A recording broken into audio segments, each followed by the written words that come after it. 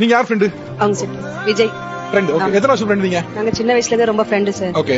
School படிச்சது college எல்லாமே நாங்க எல்லாம் ஒண்ணா படிச்சது தான் சார். இவங்க எல்லாமே ஒரு ஹாப்பினஸா நிறைய விஷயங்கள் ஷேர் பண்ணாங்க. பட் இவங்களுடைய ஸ்டோரி சொல்ல போனா ரொம்ப கொஞ்சம் சேடா இருக்கும். என்ன விஷயம்னா ஸ்டார்டிங் பாத்தீங்கன்னா ரெண்டு பேர் ஸ்கூல் ஃப்ரெண்டு. அவங்களுக்கு வந்து லவ் மேரேஜ். இவங்க தான் அவங்க லவ் வந்து சேர்த்து வச்சது, அவங்களுக்கு வந்து எல்லாமே பண்ணது எல்லாமே இவங்க தான். பட் என்னன்னா ஒரு 6 மந்த்ல வந்து பாத்தீங்கன்னா அவங்களுக்கு இடையில ஏற்பட்ட சில பிரச்சனைகளால இவங்க ரெண்டு பேருமே பேச முடியாம போயிடுச்சு. கிட்டத்தட்ட ஒரு 3 இயர்ஸ் வந்து இவங்க பேசிக்கவே இல்லை. என்ன ஆக்சுவலா என்ன பிரச்சனை? லவ் மேரேஜ் தான் சார். அவங்க ஃப்ரெண்டுன்னு என்கிட்ட ஃபர்ஸ்ட் இன்ட்ரோடியூஸ் பண்ணாங்க. லவ் பண்ணும்போதே ஃப்ரெண்டுன்னு சொன்னாங்க. ஆனா போக போக பாத்தீங்கன்னு சொன்னா பொண்ணுங்களுக்கே உள்ள ஒரு பொசசிவான கேரக்டர் பொண்ணுங்களுக்கே நார்மலா இருக்கும். இவங்க எப்படின்னா எனக்கு ஈக்குவலா அவங்கள பாத்தாங்க. முக்கியமா அவங்கள தொட்டு பேசுறது, வாடா போடான்னு பேசுறது, வாடி பொடின்னு பேசுறது எனக்கு சுத்தமா பிடிக்கல. இன்னொரு முக்கியமான விஷயம் என்னன்னா லவ் பண்ணும்போது ஓகே சார், அப்ப கூட எனக்கு தெரியாது, வேற வேற வீட்ல இருந்தோம். மேரேஜ் பண்ணியும் பாத்தீங்கன்னா காலையில பண்ற ஃபர்ஸ்ட் மெசேஜ் அவங்க மெசேஜா தான் இருக்கும்.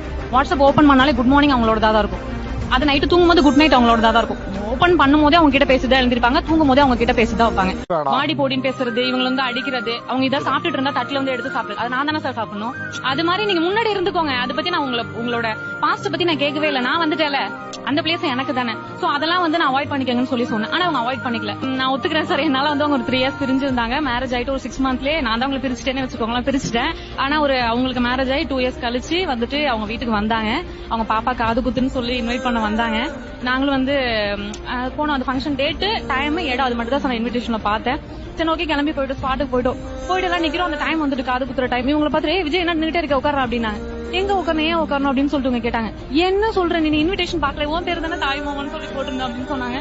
அந்த மொமெண்ட் வந்து உண்மையா சொல்றேன், நான் ரொம்ப எப்படி சொல்றேன்னு தெரியல சார், எக்ஸ்போஸ் பண்ண தெரியல.